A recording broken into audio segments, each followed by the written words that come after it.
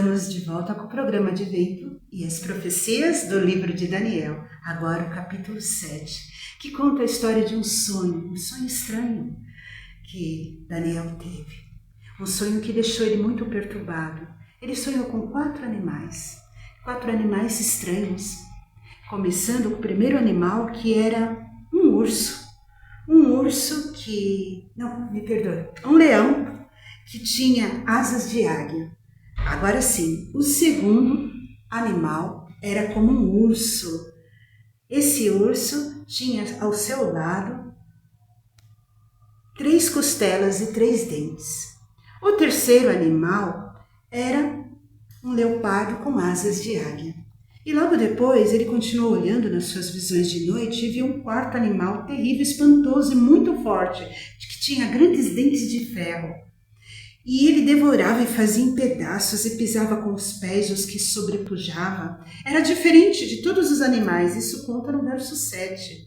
Enquanto ele observava, havia 10 chifres nele e surgiu um chifre pequeno que cresceu de tal forma e tinha olhos como um homem. E ele falava, esse chifre, com uma boca de arrogância. Estranho, né? Eu estou curiosa para saber o significado. E você? Fique conosco, pois começa agora o nosso programa Advento e vamos começar agora a estudar as profecias de Daniel. Vamos fazer uma oração antes de começar a estudar as profecias. Vamos pedir a orientação do Espírito Santo e a sua presença conosco. Se você tiver algum pedido de oração também, pense agora, pois Deus pode abençoar também o seu pedido de oração. E escreva aqui nos comentários e nós mencionaremos e oraremos por ele, ok? Vamos orar? Santo Deus e Pai, em tua presença estamos para abrir os livros de Daniel. Pai, que possamos compreender as profecias e pôr em prática em nossa vida diária, que possamos estudá-la, que possamos ter sabedoria, que o Espírito Santo esteja aqui com cada um que está assistindo esse programa, esse canal nesta hora. Ó Pai, abençoe seu pedido de oração, a sua necessidade, e abençoe de maneira especial agora o estudo que vamos abrir do livro de Daniel. É que te rogamos em nome de Jesus. Amém. Vamos estudar agora, vamos ver as profecias de Daniel.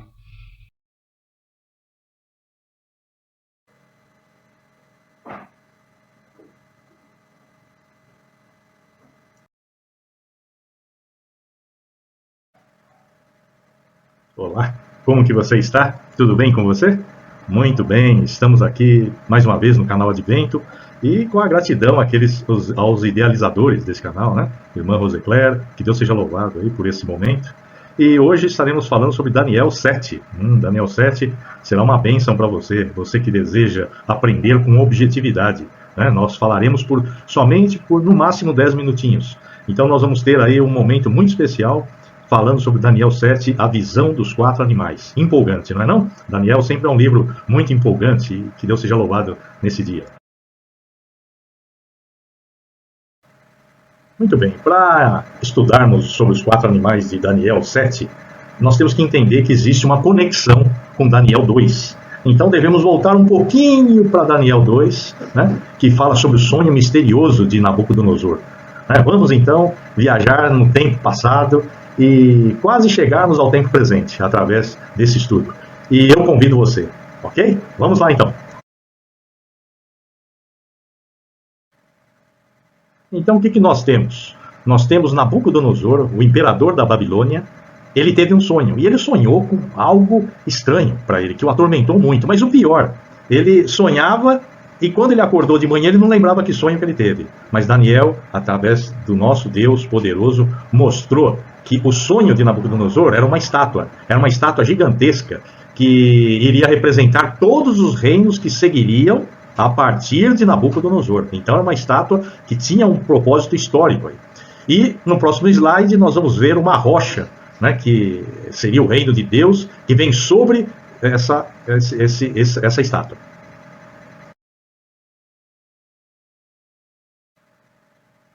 Então aí nós vemos uma rocha gigantesca, né, que vem para esmiuçar toda essa estátua e, ao mesmo tempo, após esmiuçar, nós vamos ver ela esmiuçando, chegando até a estátua, que é uma estátua que representa algumas nações, alguns impérios. Então, o sonho revelado a Daniel mostra essa condição, né? Os reinos da terra, né? Sobre toda a face da terra, e uma grande rocha que desceria e tomaria toda a terra. Então, essa rocha ela vai crescer em tamanho, em volume, e vai tomar toda a terra. Né? Isso mostrando, claro, né, que se é de Deus, seria o próprio reino de Deus, mostrando a soberania e a superioridade do Deus sobre todos os reinos existentes na terra. E que aí, daí para frente, seria um domínio totalmente do nosso Deus. Mas o que foi que realmente o rei, né, o imperador da Babilônia, o que realmente ele viu e que Daniel, através de Deus, acabou lembrando o rei. E ele falou, era isso mesmo. Né? Então o que foi? Uma grande estátua, onde a cabeça dessa estátua era de ouro. Né? Então toda a parte do tórax era de prata.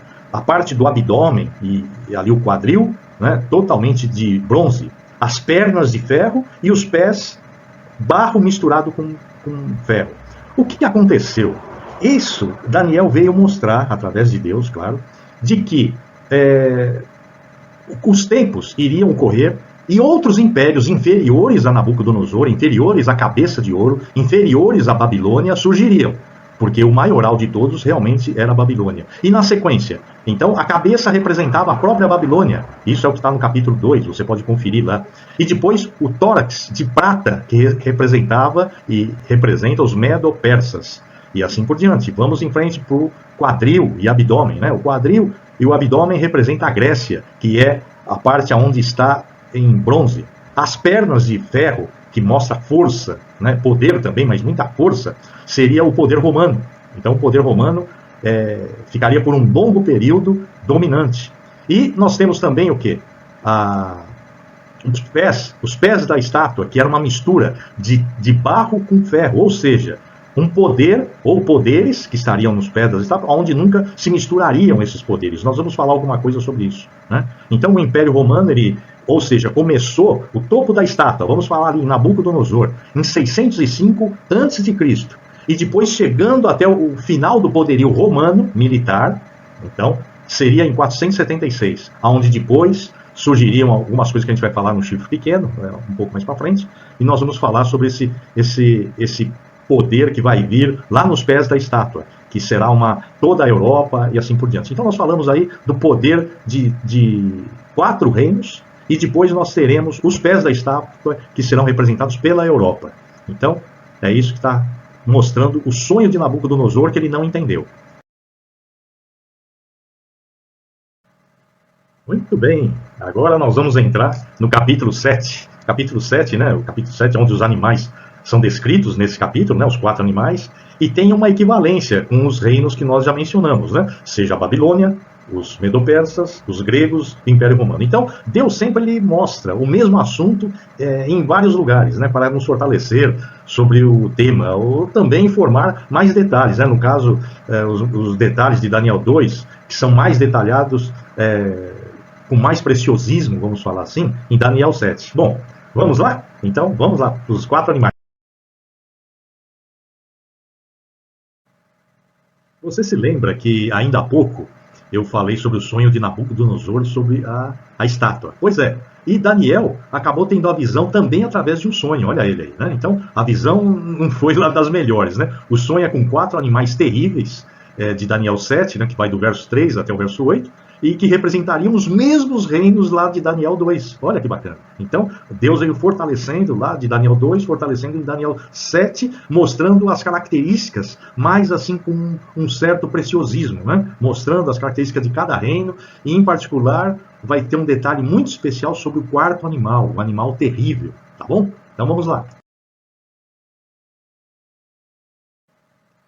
Muito interessante esse primeiro animal, né? Esse primeiro animal é um leão alado, né? São 2 asas que fala no capítulo 7, que elas depois são removidas, né? Arrancadas, e o leão fica de pé como um homem. Então aí a representação que está do leão, o poder, a força do leão e a velocidade com a qual o mesmo reino, né? Tá aqui o reino da Babilônia. O reino da Babilônia ele acabou tendo poder muito grande com alta velocidade. Então está aí a grande vitória, né? Que hoje, se nós formos olhar, né, hoje a Babilônia, o país é o Iraque, lá no Oriente Médio. Então, quando a gente ouve falar no Iraque, lembra-se que é a Babilônia de antigamente. Muito bem, nosso segundo animal aí, ele é representado pelo urso, né? E você olha que é um urso que representa alinhado também com a estátua, né? A parte do peito, onde é a prata, né? O tórax da estátua, né? E um dos braços do urso é mais forte porque representa um braço do urso é mais fraco. O mais fraco representa os medos, né? E os persas são braços mais fortes, que no caso representam os persas é o Ciro, né? E para os medo-persas o Dario, né? Grandes imperadores aí, né? E as 3 costelas que você vê na boca ali do urso, é um urso que veio para comer muita carne, destruir e com muita força, representam 3 conquistas importantes para esses medo-persas, né?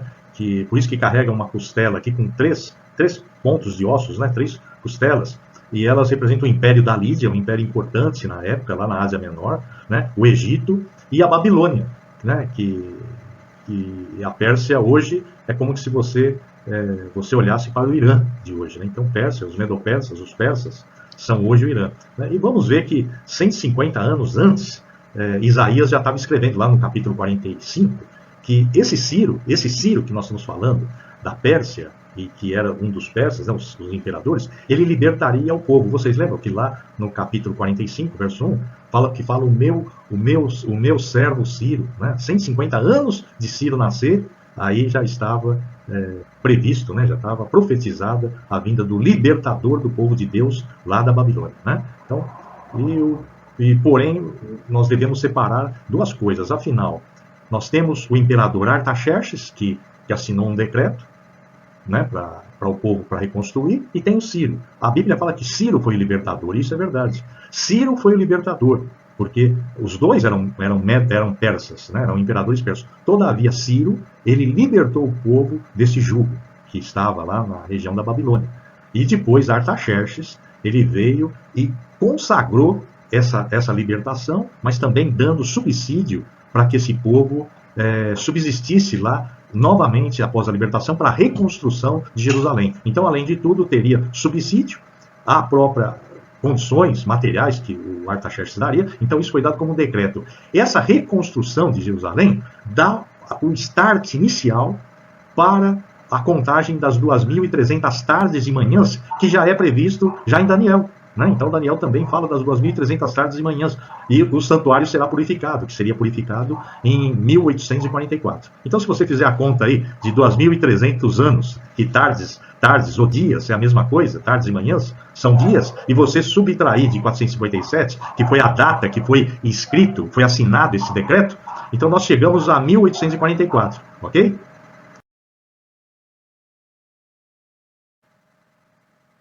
O terceiro animal de Daniel 7, ele é um leopardo, parecido com um leopardo, né? Ele está alinhado com a parte bronze da estátua, né? Então, o quadril ali, o abdômen é em bronze.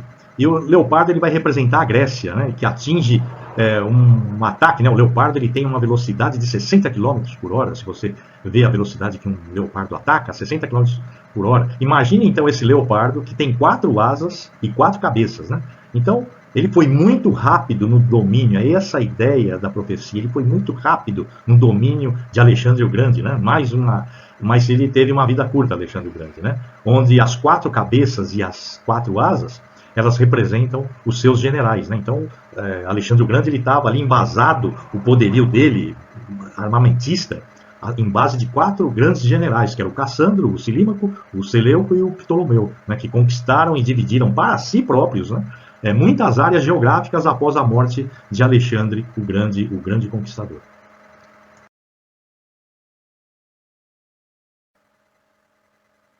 O quarto animal terrível que Daniel viu é um animal diferente dos demais. É um animal terrível que ele mal conseguiu descrever. E ele tem 10 chifres, os dentes são dentes de ferro, as garras dele é de bronze. E é um animal terrível que representaria o Império Romano, que dominou uma grande parte dominou o Império Romano Ocidental, dominou até o ano de 476. E depois nós tivemos o surgimento de um chifre diferente nesse animal. Olha que coisa interessante. Ele representava o Império Romano. Mas no meio desse império surgiu um chifre diferente, que nós vamos ver aí a seguir.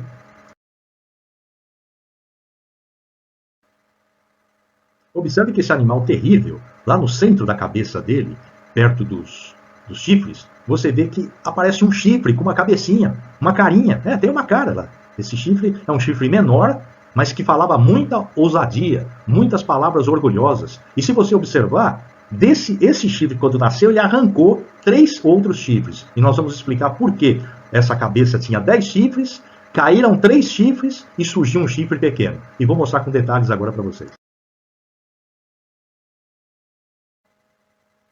Quando esse animal terrível com 10 chifres surgiram, a representação desses chifres são o povo europeu que nós conhecemos hoje. E o que aconteceu? Três tribos bárbaras, vamos chamar assim, que antes eram assim reconhecidos, esse povo europeu, eles eram contra o domínio político-religioso do bispo de Roma, que no final foi sendo chamado de Papa. Então esse bispo de Roma, ele não tinha admiração de todos. Então três desses países, dessas tribos bárbaras, eram contra o papado, eram contra o bispo de Roma. Então, o que aconteceu? Eles foram extirpados, tiveram ajuda de Roma Oriental, e esses 3 países foram segregados a 3º, 4º plano. Eles não sumiram praticamente da história. Só que aí sim surgiu quem? A força poderosa do papado. Esse chifre representa o papado, o sistema político e religioso que acabou tendo dominação a partir do ano 538 até o ano de 1798, onde nós fecharíamos a profecia dos 1260 anos, ou 42 meses, ou falando sobre Daniel, um tempo, tempos e metade de um tempo, que o tempo é um ano. Tempos refere-se a 2 anos. E metade de um tempo, mais meio ano, então 3 anos e meio. 3 anos e meio, em profecia, equivale a 42 meses. Que 42 meses representam 1260 dias, ou 1260 anos. Então, essa profecia, ela fecha com o surgimento do chifre pequeno.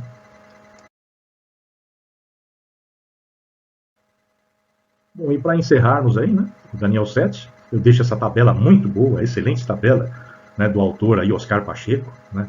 Ele é um latino, um sul-americano ou um espanhol, eu não o conheço, mas que ele fez essa excelente tabela aí, maravilhosa, que vem mostrando aí a equivalência da estátua com os animais, bem como a data pela qual eles surgiram, né? Vem falando sobre o chifre pequeno, você pode colocar isso daí em tela cheia, e você tendo em tela cheia, você vai aproveitar melhor o que tem sido Daniel número 7. E aguardo você no Daniel 8, que nós iremos abranger mais animais e mais profecia. Até lá.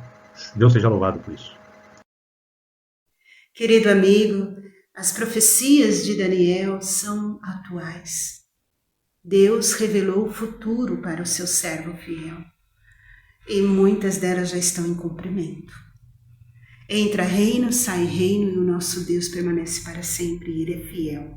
A sua palavra é fiel. Devemos nos preparar, pois grandes coisas nos esperam.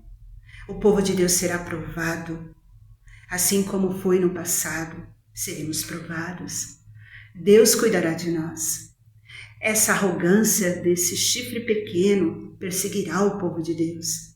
Falará contra a lei, mudará os tempos. Você sabe que tudo isso já está em cumprimento. Estude as profecias, se prepare, pois quando esse momento chegar, você estará protegido pela palavra, protegido pelo selo de Deus, protegido pela vontade de Deus. Deus tem grandes planos para você e para mim. E no tempo final da história, quando tudo isso alcançar o auge do cumprimento, Deus estará com o seu povo e voltará para resgatá-lo. Que Deus abençoe você. Vamos orar, vamos pedir a bênção de Deus para que possamos estar cada dia mais preparados quando tudo isso se cumprir. E fique conosco, continue estudando as profecias de Daniel conosco e compartilhe para que outros possam compreender as profecias que estão em andamento, se cumprindo a cada dia. E até o próximo canal Advento. Tchau. Nosso Deus e Pai, nós te somos agradecidos pelas profecias de Daniel, onde podemos nos preparar para os grandes eventos que estarão em nossa frente no futuro. Obrigado, Pai, porque o Senhor tem o controle de todas as coisas e nada escapa dos seus olhos. Tu és um Deus poderoso, onisciente, onipresente, onipotente. Abençoe cada um que está neste canal ouvindo esta oração e estudando as profecias de Daniel, para que possam compreendê-las e compartilhar aos outros. Obrigado, porque o Senhor cuida de nós. Abençoe também cada pedido que está em cada coração. Nós entregamos e pedimos a tua bênção para este canal e a esses povo que está estudando as profecias conosco, não porque mereçamos, Pai, mas no doce nome do Senhor Jesus. Amém.